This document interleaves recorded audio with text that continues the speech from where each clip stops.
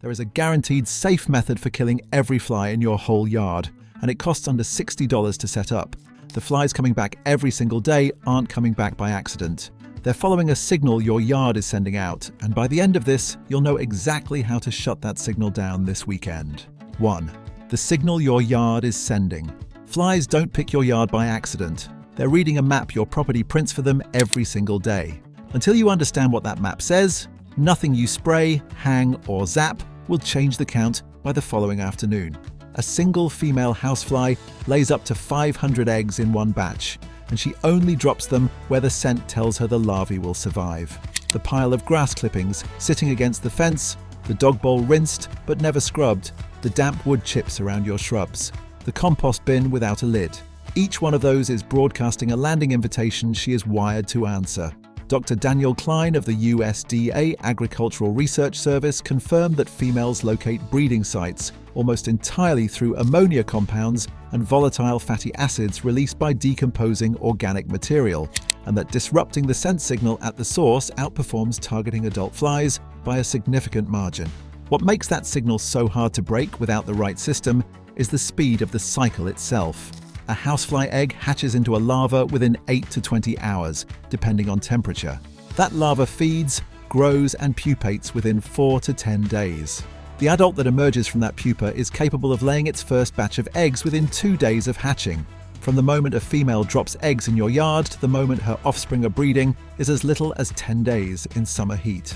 A yard that produces 10 breeding females today is a yard managing a population of 5,000 potential eggs by the following week. And the spray truck that visited on Tuesday has no effect on the eggs already in the ground by Wednesday morning. It's a signal problem, not a fly problem. Every method in this video works because it either cuts that signal off, traps the fly on the way to it, or makes the signal disappear before the next generation can follow it. None of them require a contract. None of them will touch a single bee or butterfly on your property. The whole system costs under $60 and runs on about an hour of attention per month once it is set up. The fix doesn't start with what you put in the yard. It starts with what's already there that you've never thought to look at. 2. The fly bait station. Most people reach for a fly swatter or a sticky strip. Both of them require the fly to already be in the room, and neither of them touches the population building outside. There's a tool professional exterminators use in commercial kitchens across the country that most homeowners have never heard of, and it costs less than a dinner out. PT Alpine Fly Bait comes in a spray can. It's the same product used in restaurants, food processing plants, and commercial kitchens where a single fly complaint can trigger a health inspection. The active ingredient is dinotefuran, a neonicotinoid compound that attacks the fly's central nervous system on contact and ingestion.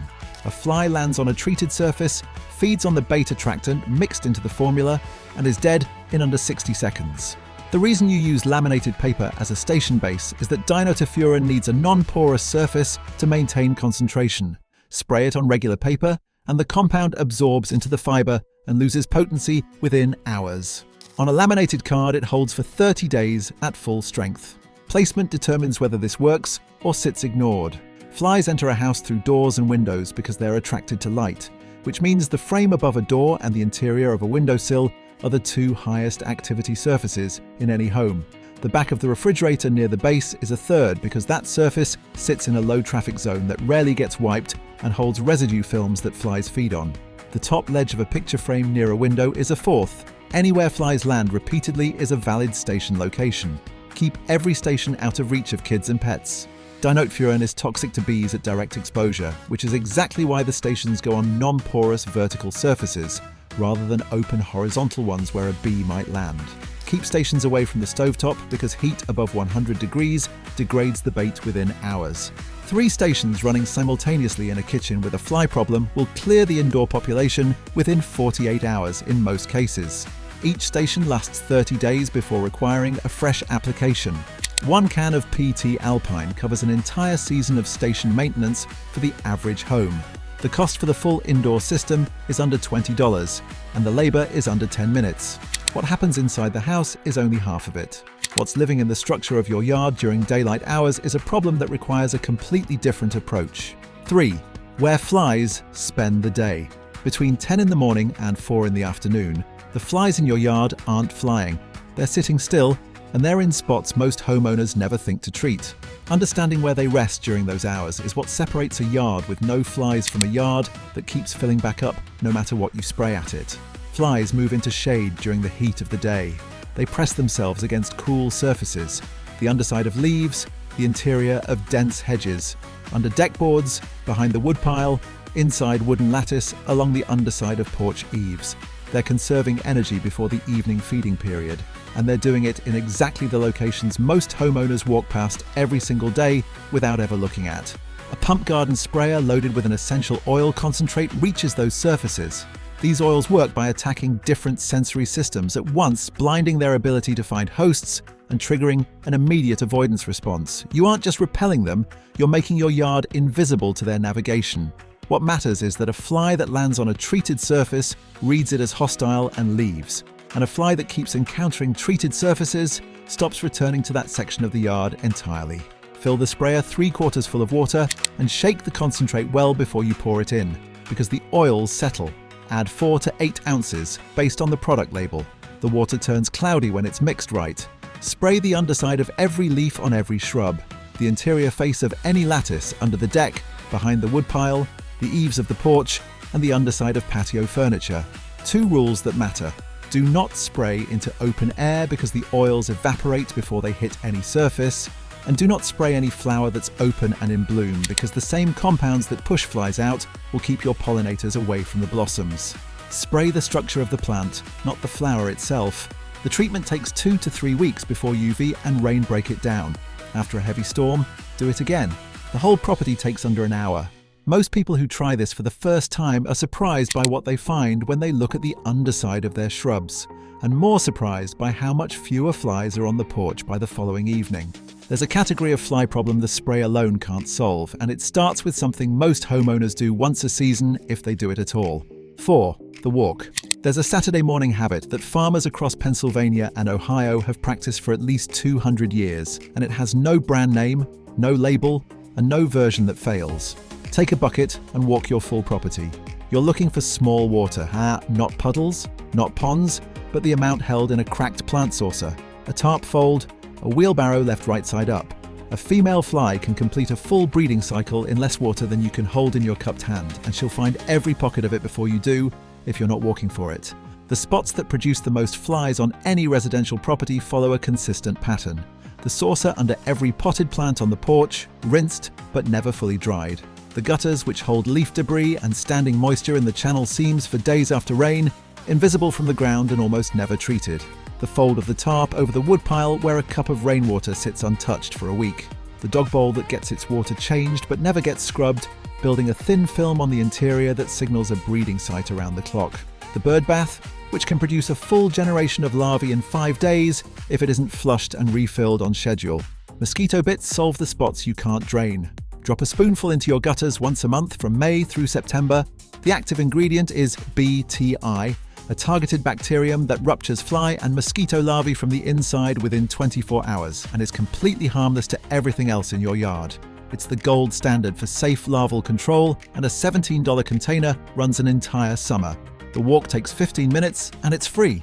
Combined with everything else in this video, you're looking at under $60 and 1 weekend to shut down a fly problem most homeowners have been paying to manage monthly for years. But what it reveals about your yard is going to change where you aim every other step in this system. 5. What flies are eating that you cannot see. The bucket, the spray, and the walk all target breeding sites and resting zones. None of them address the feeding circuit that keeps adult flies cycling back to the same property day after day. Cutting off that circuit requires looking at surfaces most homeowners consider already clean. Trash cans, recycling bins, and compost containers build up an invisible organic film that water alone won't touch. That film is a dinner bell, the primary scent signal telling flies your yard is worth returning to over your neighbours. A quick scrub with dish soap breaks that signal entirely, and most homeowners have never thought to do it.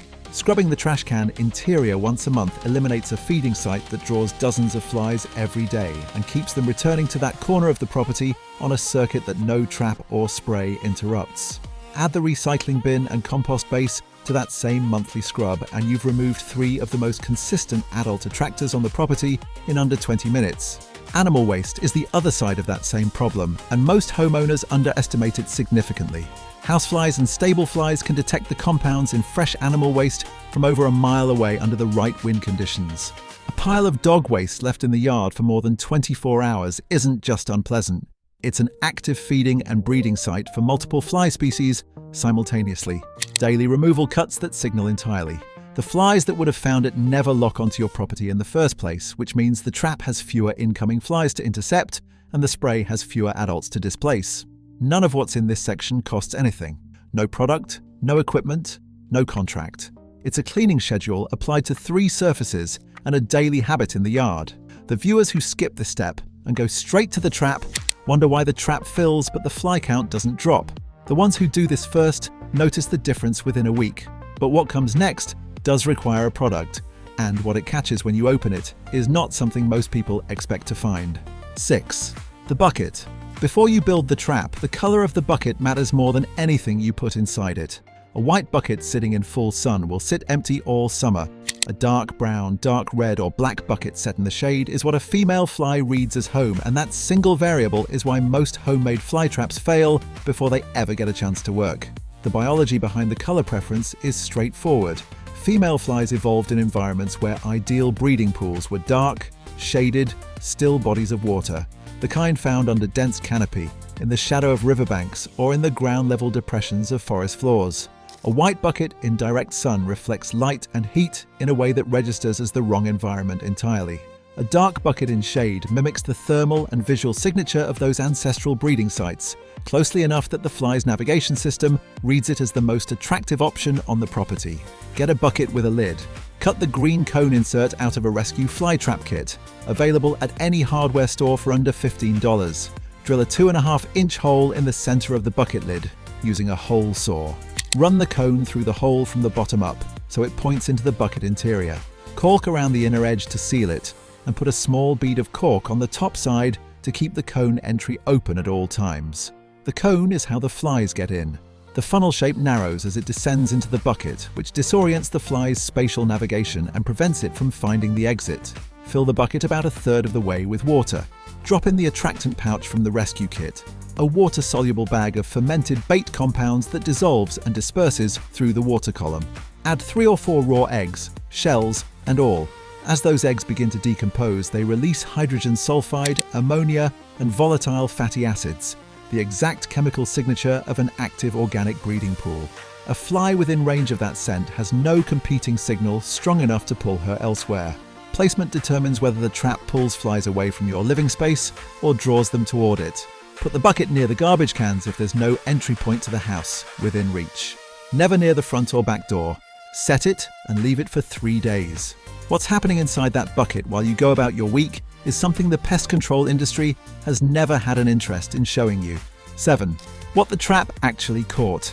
Open the bucket after 3 days and you'll understand why source interruption outperforms any spray on the market. Flies that found the bucket went in through the cone looking for a breeding site. They laid eggs in the water. The eggs hatched into larvae. The larvae fed on the organic material in the bucket and couldn't navigate back through the cone to escape. They grew there. They died there. They never developed into adults and never added to the population flying around your yard. A yard with a significant fly problem will show larvae within 48 hours of setup. A yard with a moderate problem will show them within 72. That larval count inside the bucket represents something specific. Each female that bred in the bucket, instead of somewhere on your property, laid between 100 and 500 eggs. Those eggs, in an uncontrolled environment, would have hatched within 24 hours, developed into adults within 10 days, and immediately begun laying their own batches. A single intercepted female in peak breeding season represents the prevention of a population that doubles, then doubles again, within 3 weeks. The bucket doesn't reduce the fly population by killing adults one at a time. It collapses the reproductive pipeline at the generation level, which compounds over time in a way that no surface spray can match because sprays only affect what has already hatched and already flown. The full system running together costs under $60 to set up the first time. The BTI for the gutters is $17 for a full summer. The fly bait for the indoor stations lasts 30 days per treatment. The essential oil spray holds 2 to 3 weeks before a reapplication. The bucket resets every few weeks with fresh eggs and water. One professional spray visit costs more than all of this combined, holds for days rather than weeks, and leaves the breeding infrastructure completely intact for the next generation to use. There's one more layer that the trap, the spray, and the walk don't cover. It runs for about 2 hours at the end of each day, and most people have the ingredients for it already in their kitchen cabinet. 8. The smudge. Most people assume the evening is when you give up and go inside. That's exactly when the system has one more move left. After dusk, when the adults that survived the full day come out for one last feeding run, a smudge dish is what finishes the yard and the rest of the system already cleared. The practice of burning dried herbs to repel insects is documented across more cultures and time periods than almost any other pest control method in recorded history. Roman agricultural texts from the 1st century reference herb smudging as standard practice during outdoor meals in summer. Indigenous farming communities across North America used variations of the same method independently and without contact with the European tradition. Researchers studying historical pest management have documented the same 3 plants appearing in traditional smudge formulas across Scandinavian, Mediterranean, and early American colonial records: rosemary, sage, and wormwood. When 3 separate agricultural traditions on different continents arrive at the same plant combination for the same purpose across a span of 2,000 years. The mechanism is worth understanding rather than treating as folklore. The camphor compounds in rosemary smoke, specifically borneol and camphene, have documented insect repellent activity at concentrations produced by slow, low-heat smoldering. Sage smoke carries thuyoni in combusted form, which disperses differently than the volatilized version from a living plant. The smoke particles carry the compound further and deposit it on surrounding surfaces at low concentration, extending the repellent zone beyond the visible smoke cloud. A ceramic dish, 1 charcoal disc from any hardware or garden store, and a palmful of dried rosemary and dried sage produce a repellent zone of roughly 10 feet in calm air that holds for the duration of the burn. Take a small ceramic dish and put a charcoal disc on the bottom. Light it, let it catch, then lay a palmful of dried rosemary and dried sage across the disc and let them smolder. Set the dish upwind of where you sit, about 10 feet away, 15 minutes before you go outside. It doesn't harm bees because they're already in the hive at dusk. It doesn't stain. It doesn't smell like a chemistry lab. Rosemary and sage from your kitchen cabinet smell like a kitchen in late autumn. Not a pesticide. The complete system: bait stations indoors, essential oil spray on resting surfaces, the weekly property walk, BTI in the gutters, residue cleaning on the trash and compost bins, the bucket trap positioned away from the house, and the evening smudge on the porch handles every stage of the fly's life cycle: egg, larva, adult resting, adult feeding, adult breeding, adult kill. Each layer covers what the others can't reach. None of them require a contract. None of them will cost you your bees, your butterflies, or anything else working in your yard. Now, if any part of this changed the way you see what's keeping flies in your yard every summer, subscribe, because there's an entire pest management system most homeowners never get shown since there's no profit in teaching it. Hit like so this reaches someone who's been calling a spray truck every month without knowing there was another way. Tell me in the comments which part of the system you're starting with this weekend and whether flies have been winning inside your house or outside it.